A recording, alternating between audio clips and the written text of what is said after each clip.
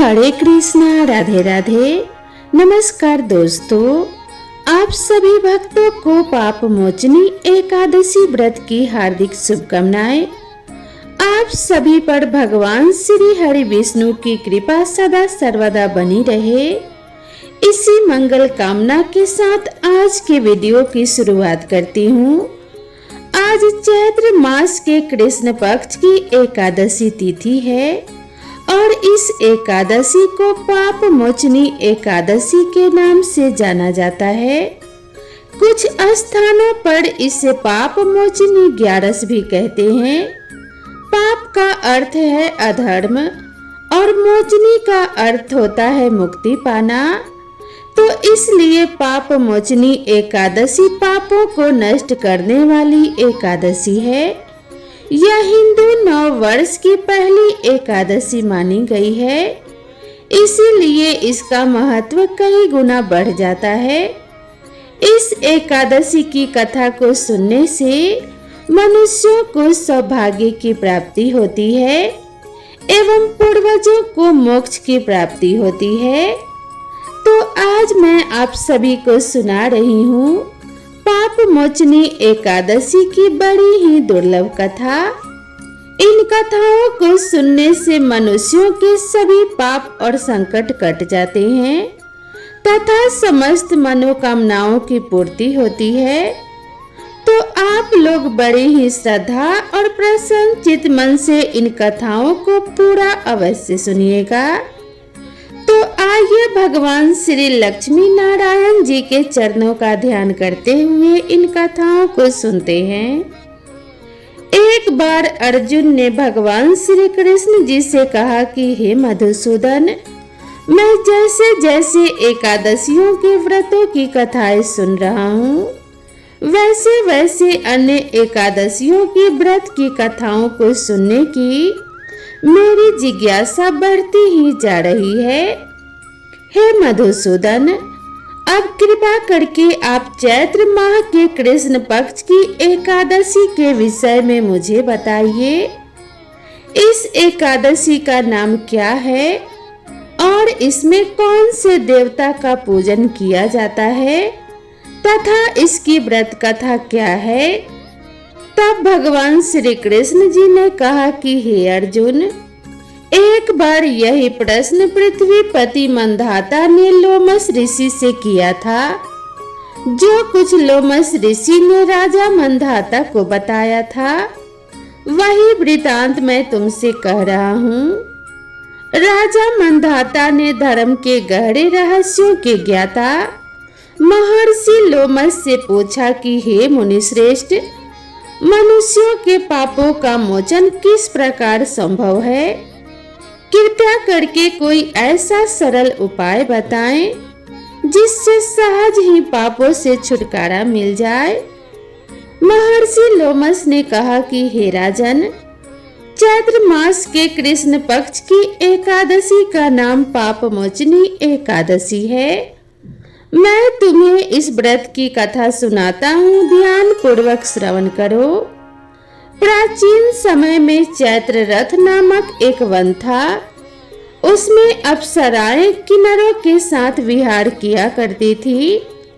वहां सदैव वसंत का मौसम रहता था, अर्थात उस स्थान पर सदैव नाना प्रकार के पुष्प खिले रहते थे। कभी गंधर्व कन्याएं विहार किया करती थी, तो कभी स्वयं देवेंद्र अन्य देवताओं के साथ क्रीड़ा किया करते थे। उसी वन में मेधावी नाम के एक ऋषि भी तपस्या में लीन रहते थे। वह भगवान शिव के अनन्य भक्त थे। एक दिन मंजू घोषा नामक एक अप्सरा ने उनको मोहित कर उनकी निकटता का लाभ उठाने की चेष्टा की। इसीलिए वह कुछ दूरी पर बैठ गई और वीणा बजाकर मधुर स्वर में गाने लगी। उसी समय शिव भक्त महर्षि मेधावी को कामदेव भी जीतने का प्रयास करने लगे। कामदेव ने उस सुंदर अप्सरा के भ्रू का धनुष बनाया, कटाक्ष को उसकी प्रत्यंचा बनाई और उसके नेत्रों को मंजू घोषा अप्सरा का सेनापति बनाया। इस तरह कामदेव अपने शत्रु पर विजय प्राप्त करने हेतु तैयार थे। उस समय महर्षि मेधावी भी युवा अवस्था में थे और काफी हष्ट-पुष्ट थे। उन्होंने यज्ञोपवीत तथा दंड धारण कर रखा था। महर्षि स्वयं दूसरे कामदेव के समान प्रतीत हो रहे थे। उस मुनि को देखकर कामदेव के वश में हुई मंजू घोषा ने धीरे धीरे मधुर वाणी में वीणा पर गायन आरंभ किया। तो महर्षि मेधावी भी मंजू घोषा के मधुर गायन पर तथा उसके सौंदर्य पर मोहित हो गए। वह अप्सरा मेधावी मुनि को कामदेव से पीड़ित जानकर उनसे आलिंगन करने लगी। महर्षि मेधावी उस अप्सरा के सौंदर्य पर मोहित होकर शिव रहस्य को भूल गए तथा काम के वशीभूत होकर उसके साथ रमन करने लगे। काम के वशीभूत होने के कारण मुनि को उस समय दिन रात का कुछ भी ज्ञान नहीं रहा तथा अत्यंत दीर्घ काल तक वे दोनों रमन करते रहे। तदुपरांत मंजू घोषा उस मुनि से बोली कि हे ऋषिवर, अब मुझे बहुत समय हो गया है, अतः स्वर्ग जाने की आज्ञा दीजिए। अप्सरा की बात सुनकर ऋषि ने कहा कि हे मोहिनी, संध्या को तो आई हो, थोड़ा समय ठहरो, प्रातः होने पर चली जाना। ऋषि के ऐसे वचनों को सुनकर अप्सरा उनके साथ रमन करने लगी। इसी प्रकार दोनों ने साथ साथ बहुत लंबा समय व्यतीत किया। मंजू घोषा ने एक दिन ऋषि से कहा कि हे ऋषिवर, अब आप मुझे स्वर्ग जाने की आज्ञा दे दीजिए। मुनि ने पुनः वही कहा कि हे रूपसी, अभी अधिक समय व्यतीत नहीं हुआ है, कुछ समय और ठहर जाओ। मुनि की बात सुन अप्सरा ने कहा कि हे ऋषिवर, आपकी रात्रि तो बहुत लंबी है, आप स्वयं ही विचार कीजिए कि मुझे आपके पास आए हुए कितना समय व्यतीत हो गया है। अब और अधिक समय तक ठहरना क्या उचित है? अप्सरा की बात सुनने के बाद मुनि को समय का बोध हुआ और वह गंभीरता पूर्वक विचार करने लगे। जब उन्हें समय का ज्ञान हुआ कि उन्हें रमन करते हुए 57 वर्ष व्यतीत हो चुके हैं, तो उस अप्सरा को वह काल का रूप समझने लगे। इतना अधिक समय भोग विलास में व्यर्थ चले जाने पर उन्हें बड़ा क्रोध आया। अब वह भयंकर क्रोध में जलते हुए उनके तप को नाश करने वाली अप्सरा की तरफ भ्रिकुटी तान कर देखने लगे। क्रोध से उनके रोम रोम कंपित होने लगे तथा इंद्रियां अनियंत्रित होने लगी। क्रोध से थरथराए स्वर में मुनि ने उस अप्सरा से कहा, तूने मेरे तप को नष्ट किया है। मेरे तप को नष्ट करने वाली दुष्टा तू महान पापन है और बहुत ही दुराचारी है। तुझ पर तो धिक्कार है। तत्क्षण तू मेरे श्राप से पिशाचिनी बन जा। मुनि के क्रोध युक्त श्राप से वह अप्सरा पिशाचिनी बन गई। यह देख वह व्यथित होकर बोली कि हे ऋषिवर, अब मुझ पर क्रोध त्याग कर प्रसन्न होइए और कृपया करके बताइए कि इस श्राप का निवारण किस प्रकार से होगा। विद्वानों ने कहा है कि साधुओं की संगत उत्तम फल देने वाली होती है और आपके साथ तो मेरे बहुत वर्ष व्यतीत हुए हैं, अतः अब आप मुझ पर प्रसन्न हो जाइए। अन्यथा लोग कहेंगे कि एक पूर्ण आत्मा के साथ रहने पर मंजू घोषा को पिशाचिनी बनना पड़ा। मंजू घोषा की बात सुनकर मुनि को अपने क्रोध पर अत्यंत ग्लानि हुई, साथ ही साथ अपनी अपकीर्ति का भय भी हुआ। अतः पिशाचिनी बनी मंजू घोषा से मुनि ने कहा, तूने मेरा बड़ा बुरा किया है, किंतु फिर भी मैं तुझे इस श्राप से मुक्ति का उपाय बताता हूँ।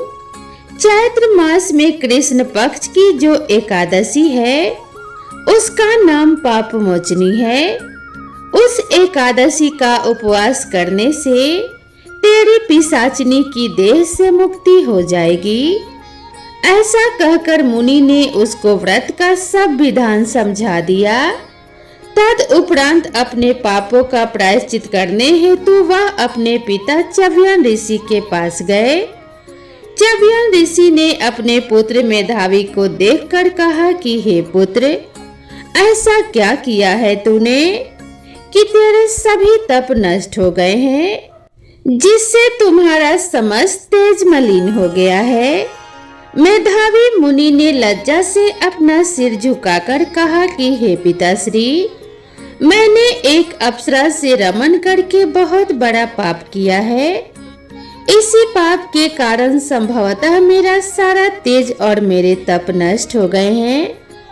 कृपया करके आप इस पाप से छूटने का उपाय बताइए।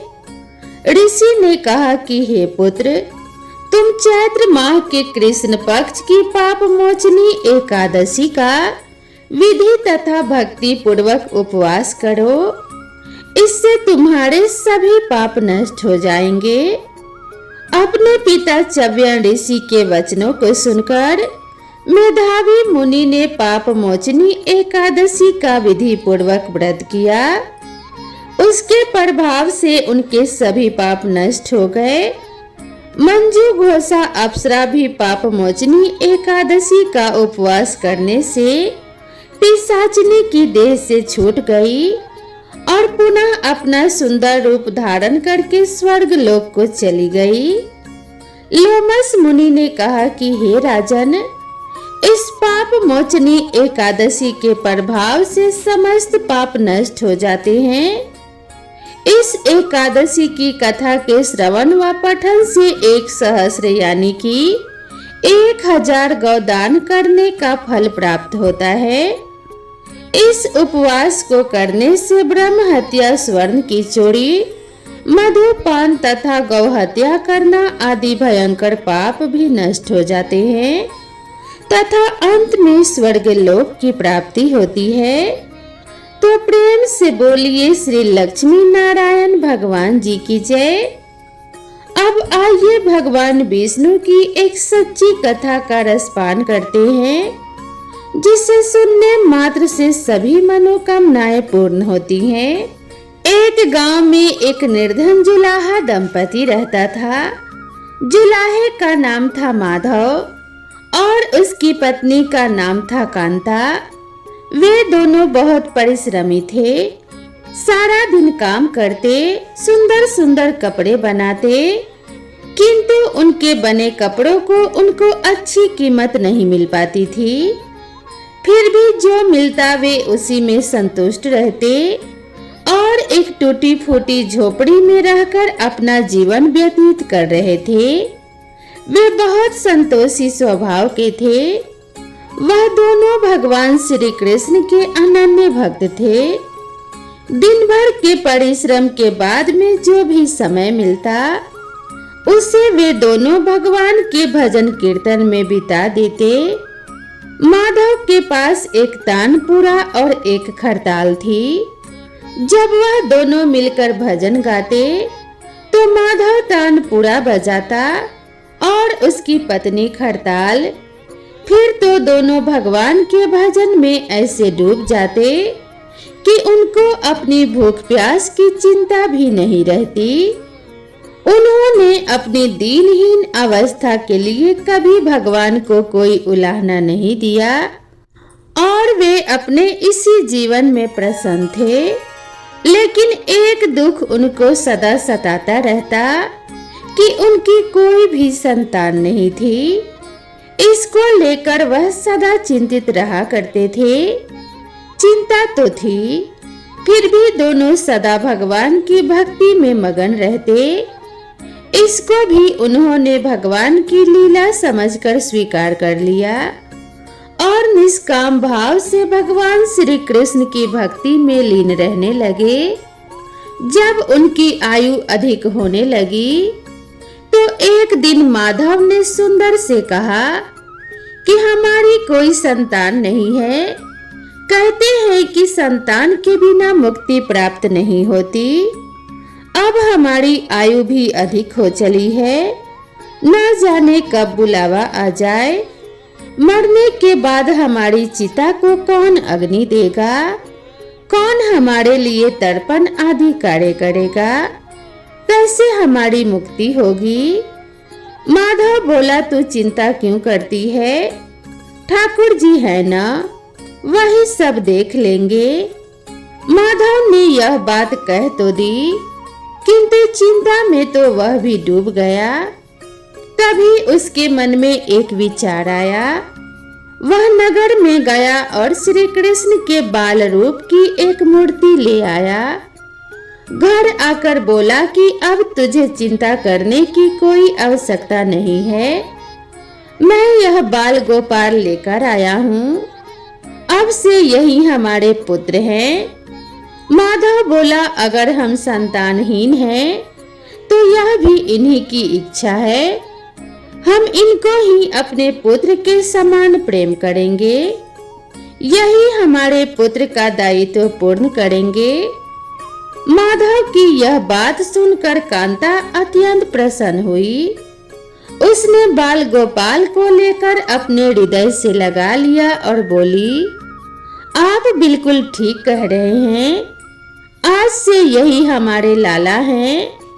फिर क्या था, दोनों पति पत्नी ने घर का एक कोना साफ करके वहां बाल गोपाल के लिए एक स्थान बनाया और एक चौकी लगाकर उस पर बाल गोपाल को विराजित कर दिया। उस दिन से जुलाहा दंपति का नियम हो गया। वह प्रतिदिन बाल गोपाल को स्नान कराते, उनको धुले वस्त्र पहनाते, अपने पुत्र की तरह उनको लाड़ लड़ाते, उन्हीं के सामने बैठकर भजन कीर्तन करते और वहीं सो जाते थे। वो दोनों अपने हाथों से बाल गोपाल के लिए सुंदर वस्त्र बनाकर उनको पहनाते, उन्हें खाना खिलाते, उनको झूला झूलाते और रात को उनको सुलाकर ही स्वयं सोते थे। इन सब में उनको बड़ा आनंद आता।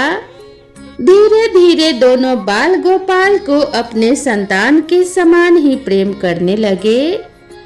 बाल कृष्ण अब उनके परिवार का एक हिस्सा बन गए थे। कांता का नियम था कि वह रोज पहले अपने हाथों से अपने लाला को भोजन कराती, तभी स्वयं भोजन करती थी। लाला को भोजन कराते समय उसको ऐसा ही प्रतीत होता जैसे वह अपने पुत्र को ही भोजन करा रही हो। उन दोनों के निश्चल प्रेम को देखकर करुणा निधान भगवान अत्यंत प्रसन्न हुए और उन्होंने अदृश्य रूप में आकर स्वयं भोजन खाना आरंभ कर दिया। कांता जब प्रेम पूर्वक बाल गोपाल को भोजन कराती तो भगवान को प्रतीत होता कि मानो वह अपनी माँ के हाथों से ही भोजन कर रहे हो।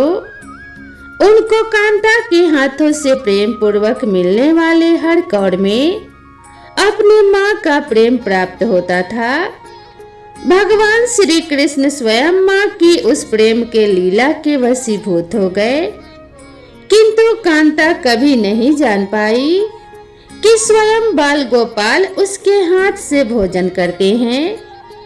एक दिन घर का काम बहुत अधिक होने के कारण कांता बाल गोपाल को भोजन कराना भूल गई। गर्मी का समय था। भरी दोपहरी में दोनों पति पत्नी कार्य करते करते थक गए और बिना भोजन किए ही सो गए। उनको सोए हुए कुछ ही देर हुई थी कि उनको एक आवाज सुनाई दी, मैया बाबा मुझको भूख लगी है। दोनों हड़बड़ा कर उठ गए। चारों ओर देखा आवाज कहाँ से आई, किंतु कुछ भी दिखाई नहीं दिया। तभी अचानक कांता को याद आया कि आज उसने अपने लाला को भोजन नहीं कराया है। वह हड़बड़ा कर उठी और दौड़कर लाला के पास पहुंची तो देखा कि बाल गोपाल का मुख कुम्हलाया हुआ है। इतना देखते ही दोनों पति पत्नी वहीं उनके चरणों में गिर पड़े। दोनों की आंखों से आंसुओं की धार बह निकली। लीला तुरंत भोजन लेकर आई और ना जाने कैसा प्रेम उमड़ा कि उसने लाला को उठाकर अपनी गोद में बैठा लिया और भोजन कराने लगी। दोनों पति पत्नी रोते जा रहे थे और लाला को भोजन कराते जा रहे थे। साथ ही बार बार उनसे अपने द्वारा हुए अपराध के लिए क्षमा मांगते जा रहे थे। ऐसा प्रगाढ़ प्रेम देखकर भगवान अत्यंत द्रवित हुए और अंतर्यामी भगवान श्री हरि साक्षात रूप में प्रकट हो गए। भगवान ने अपने हाथों से अपने रोते हुए माता पिता की आंखों से आंसू पोंछे और बोले कि प्रिय भक्त, मैं तुम्हारी भक्ति और प्रेम से अत्यंत प्रसन्न हूँ। तुम जो चाहो वर मांग लो, मैं तुम्हारी प्रत्येक इच्छा पूर्ण करूँगा। इतना सुनते ही दोनों भगवान के चरणों में गिर पड़े और बोले, दया निधान आप हमसे प्रसन्न हैं और स्वयं हमारे सम्मुख उपस्थित हैं। इसी से हमारा जीवन धन्य हो गया। इससे अधिक हमें और क्या चाहिए? इससे अधिक किसी भी वस्तु का भला क्या महत्व हो सकता है? आपकी कृपा हम पर बनी रहे, बस इतनी ही कृपा करना। भगवान श्री हरि बोले, यदि तुम चाहो तो मैं तुम्हारे जीवन में संतान के अभाव को समाप्त कर तुम्हें एक सुंदर संतान प्रदान कर सकता हूँ। यह सुनते ही माधव और कांता एकदम व्याकुल होकर बोले, नहीं भगवान, हमको संतान नहीं चाहिए। उनका उत्तर सुनकर भगवान ने पूछा, किंतु क्यों? अपने जीवन में संतान की कमी को पूर्ण करने के लिए ही तो तुम मुझको अपने घर लेकर आए थे। यह सुनकर वह दोनों बोले, प्रभु, हमको भय है कि यदि हमको संतान प्राप्त हो गई तो हमारा मोह उस संतान के प्रति बढ़ जाएगा और हम अब की तरह आपकी सेवा नहीं कर पाएंगे। उनका प्रेम और भक्ति से भरा उत्तर सुनकर करुणा निधान भगवान करुणा से भर उठे। उनके विचार सुनकर स्वयं भगवान की आंखों से अश्रु गिरने लगे। भगवान श्री हरि बोले कि हे मैया और बाबा, मैं यहाँ आया तो था आपके ऋण को उतारने के लिए, किंतु आपने तो मुझे सदा सदा के लिए अपना ऋणी बना दिया। मैं आपके प्रेम का यह ऋण कभी नहीं उतार पाऊंगा। मैं सदा सदा तुम दोनों का ऋणी रहूंगा। मैं तुम्हारे प्रेम से अत्यंत प्रसन्न हूँ। तुमने अपने निर्मल प्रेम से मुझको भी अपने बंधन में बांध लिया है। मैं तुम्हें वचन देता हूँ कि आज से मैं तुम्हारे पुत्र के रूप में तुम्हारे समस्त कार्यों को पूर्ण करूँगा। तुम्हें कभी संतान का अभाव नहीं होने दूंगा। तुम ये तो जानते ही हो कि मेरा वचन कभी असत्य नहीं होता। ऐसा कहकर भक्त वत्सल भगवान बाल गोपाल की प्रतिमा में विलीन हो गए। उस दिन से माधव और कांता का जीवन बिल्कुल ही बदल गया। उन्होंने सारा काम धंधा छोड़ दिया और सारा दिन बाल गोपाल के भजन कीर्तन और उनकी सेवा में व्यतीत करने लगे। भजन करते हुए उनको न भूख सताती और न ही प्यास लगती थी। उन्होंने सभी प्रकार की इच्छाओं को पूर्ण रूप से त्याग दिया। अब माधव कभी कोई कार्य करता तो केवल अपने बाल गोपाल के लिए सुंदर सुंदर वस्त्र बनाने का करता। उनके सामने जब भी कोई परेशानी आती तो बाल गोपाल एक बालक के रूप में उपस्थित हो जाते और उनके समस्त कार्य पूर्ण कर देते। वह दंपति और बालक गांव भर में चर्चा का विषय बन गए, किंतु गांव में कोई भी यह जान नहीं पाया कि वह बालक कौन है, कहां से आता है और कहां चला जाता है। धीरे धीरे समय बीतने लगा। अब जुलाहा दंपति बूढ़े हो चले थे, किंतु भगवान की कृपा उन पर सदा बनी रही। अब दोनों की आयु पूर्ण होने का समय आ चला था। भगवत प्रेरणा से उनको यह ज्ञात हो गया कि अब उनका समय पूरा होने वाला है। इसी के चलते एक दिन दोनों ने भगवान को पुकारा। ठाकुर जी तुरंत प्रकट हो गए और उनसे उनकी इच्छा जाननी चाहिए। दोनों भक्त दंपति भगवान के चरणों में प्रणाम करके बोले कि हे प्रभु, हमने अपने पूरे जीवन में आपसे कभी कुछ नहीं मांगा, किंतु अब जीवन का अंतिम समय आ गया है, इसीलिए आपसे कुछ मांगना चाहते हैं। भगवान बोले कि निसंकोच होकर अपनी कोई भी इच्छा कहो। मैं वचन देता हूँ कि तुम्हारी प्रत्येक इच्छा को पूर्ण करूँगा। तब बाल गोपाल के अगाध प्रेम में डूबे वह वृद्ध दंपति बोले कि हे नाथ, हमने अपने पुत्र के रूप में हमेशा आपको ही देखा है। आपने भी पुत्र के समान ही हमारी सेवा की है। अब वह समय आ गया है जिसके लिए कोई भी माता पिता पुत्र की कामना करते हैं। हे दीनबंधु, हमारी इच्छा है कि हम दोनों पति पत्नी के प्राण एक साथ निकले। हे दया निधान, जिस प्रकार एक पुत्र अपने माता पिता की अंतिम क्रिया करता है और उनको मुक्ति प्रदान करता है, उसी प्रकार हे परमेश्वर, हमारी अंतिम क्रिया आप अपने हाथों से कर हमें मुक्ति प्रदान करें। श्री हरि ने दोनों को उनकी इच्छा पूर्ण करने का वचन दिया और बाल गोपाल के विग्रह में विलीन हो गए। अंत में वह दिन भी आ गया जब प्रत्येक जीव को यह शरीर छोड़ना पड़ता है। दोनों वृद्ध दंपति बीमार पड़ गए। उन दोनों की भक्ति की चर्चा गांव भर में थी, इसीलिए गांव के लोग उनका हाल जानने के लिए उनकी झोपड़ी के पास आ गए। किंतु उन दोनों का ध्यान तो श्री हरि में रम चुका था।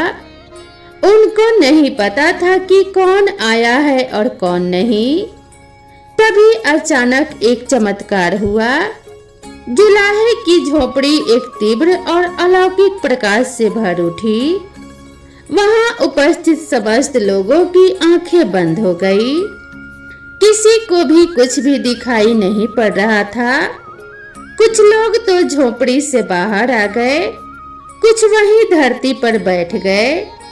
तभी श्री हरि अपने दिव्य चतुर्भुज रूप में प्रकट हुए। उनकी अद्भुत शोभा समस्त सृष्टि को आलोकित करने वाली थी, जो वातावरण में एक दिव्य सुगंध भर गई। वे अपनी मंद मंद मुस्कान से अपने उन भक्त माता पिता की ओर देख रहे थे। उनका यह दिव्य रूप देखकर दोनों वृद्ध अत्यंत आनंदित और मंत्रमुग्ध हुए जा रहे थे।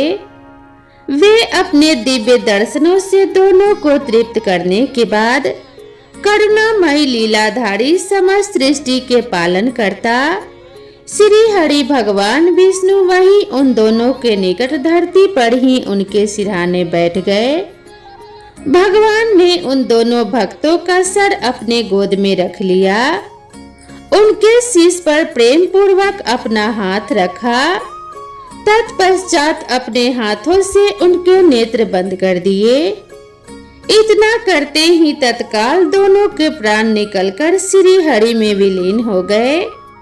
पंचभूतों से बना शरीर पंचभूतों में विलीन हो गया। कुछ समय बाद जब वह दिव्य प्रकाश का लोप हुआ तो सभी उपस्थित ग्रामीणों ने देखा कि वहां ना तो माधव था और ना ही कांता थी और ना ही बाल गोपाल थे। बचे थे तो मात्र कुछ फूल जो धरती पर पड़े थे और एक दिव्य सुगंध जो वातावरण में चारों ओर फैली थी। विस्मित ग्रामीणों ने श्रद्धा से उस धरती को नमन किया। उन पुष्पों को उठाकर ग्रामवासियों ने शीश से लगाया तथा माधव और कांता की भक्ति और गोविंद के नाम का गुणगान करते हुए चल दिए। उन पुष्पों को श्री गंगा जी में विसर्जित करने के लिए सच्चा भक्त वह है जो एक क्षण के लिए भी भक्ति से विमुख नहीं होता, अर्थात जिसका चित्त ईश्वर में अखंड बना रहता है, वही सच्चा भक्त कहलाता है। सरल शब्दों में कहें तो भक्ति के अंतिम चरण का अनुभव करने वाले को ही भक्त कहते हैं। तो एक बार प्रेम से बोलिए भगवान श्री हरि विष्णु और माता लक्ष्मी की जय। माता लक्ष्मी और भगवान विष्णु आप सभी का कल्याण करें। इसी मंगल कामना के साथ आज के वीडियो को समाप्त करके आप सभी से विदा लेती हूँ। मिलते हैं इसी तरह की नेक्स्ट वीडियो में नई कथा और नई कहानी के साथ। तब तक आप सभी से निवेदन है कि चैनल पर पहली बार आए हैं तो चैनल को सब्सक्राइब कर लीजिए और साथ ही वीडियो को लाइक करके अपने सभी परिवार और मित्रों के साथ शेयर कीजिए। तो मिलते हैं अगले वीडियो में, तब तक के लिए राधे राधे।